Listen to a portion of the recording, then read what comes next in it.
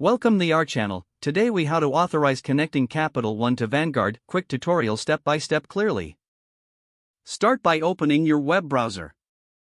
Go to the Capital One website and log into your account.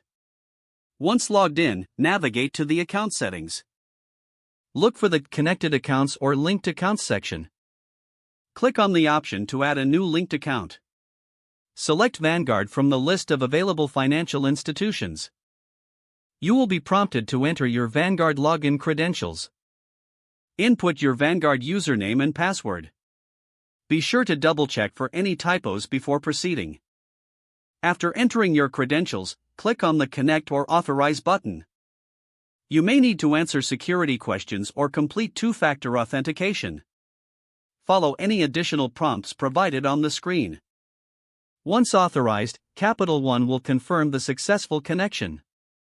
You should now see your Vanguard account linked to Capital One. You can manage settings and preferences for this connection within your account.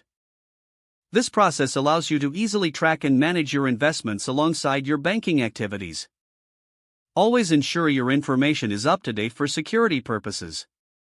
If you encounter any issues, consult the support sections of both Capital One and Vanguard for troubleshooting tips.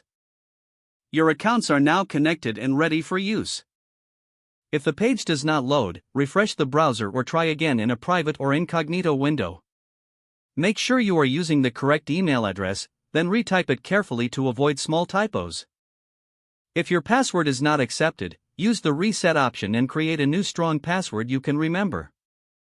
Check your spam folder for verification or security emails, then complete any requested confirmation steps.